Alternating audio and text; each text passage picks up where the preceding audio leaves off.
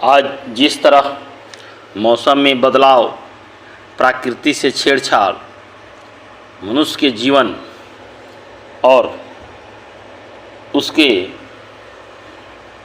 रहन सहन में इतना परिवर्तन हो रहा है, इसमें हम सभी मानव जाति का ही दोष है। हम विकास से विनाश की ओर अग्रसर हो रहे हैं और अपने टांग पर अपने ही से ही कुल्हाड़ी मार रहे हैं।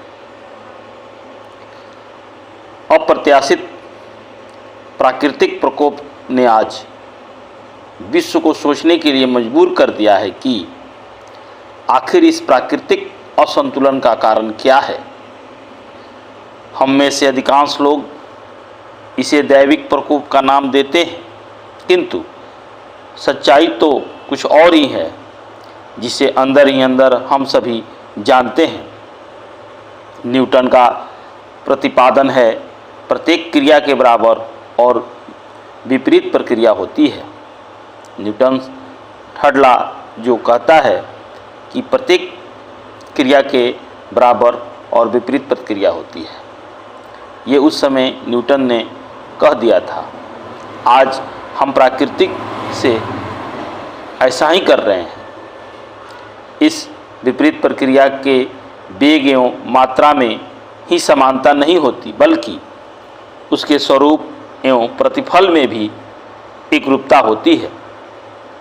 इसका अर्थ यह हुआ कि अच्छे कर्म का फल अच्छा और बुरे का बुरा।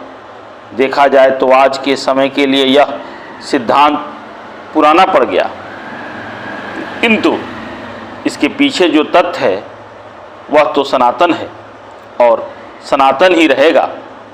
आधुनिकता की चकाचौंध में हम भूल गए हैं कि यह सिद्धांत सृष्टि के कण कण में कार्य करता है। जिस प्रकार गेहूं का बीज पृथ्वी में पड़कर असंख्य बीज के रूप में फलित होता है, उसी प्रकार अच्छाइयाँ और बुराइयाँ अपने अनुरूप प्रक्रियाएं उत्पन्न करती हैं। कहते हैं कि कुछ हजार वर्ष पूर्व जब देवी देवताओं का राज था, तब भारत में दूध की नदियाँ बहती थी। कालांतर में मनुष्य के भ्रष्ट चिंतन तथा दुष्ट कर्म के कारण वातावरण में ऐसे प्रदूषण भरने लगा जो वायुमंडल में बढ़ती जाने वाली विषाक्तता से भी अधिक भयावह है। इसलिए प्राकृतिक प्रकोप के लिए किसी और को दोष देने के बजाय अच्छा होगा कि हम अपने भीतर झांक कर देखें। ऐसा करने पर हमें यह अवश्य महसूस होगा कि निस्संदेह प्राकृतिक असंतुलन का दोषी मनुष्य स्वयं है, न कि कोई और।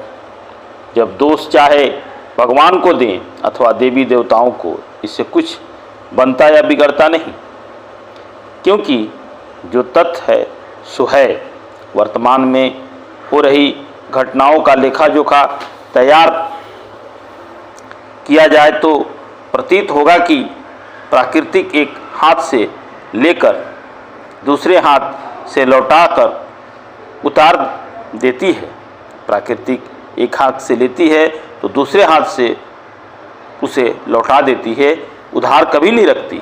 अतः समझदारी इसी में है कि अपने बेहतर भविष्य के लिए हम प्राकृतिक का जतन करना सीखें और उसके साथ सद्भाव में जिए, अन्यथा प्राकृतिक विक्षोभ का परिणाम हम सभी को भुगतना पड़ेगा, जो कि पूरे विश्व, पूरे ब्रह्मांड में इस पर चर्चा हो रही है, लेकिन हम अभी भी सुधर नहीं रहे हैं।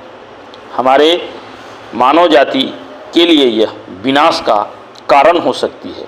प्राकृतिक जोर जोर से चिल्ला चिल्ला कर हर एक मौसम में, वह बरसात का मौसम हो या गर्मी का मौसम हो या ठंड का मौसम हो, सब में चिल्ला चिल्ला कर पुकार रही है, लेकिन हमारे पूरे विश्व में कोई भी इस पर सीरियस रूप से अमल नहीं कर पाता है।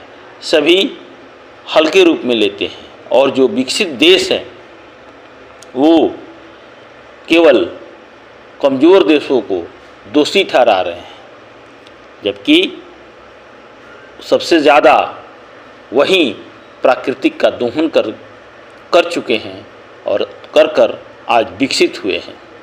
इसलिए आप सभी मानव जाति से आज अपील है कि प्रकृति के इस पुकार को सुने और न्यूटन्स के उस तीसरे नियम का अनुसरण करें और अपने आप को सुधारें, जिससे कि हमारी मानव जाति, मानव सभ्यता जिंदा रहे।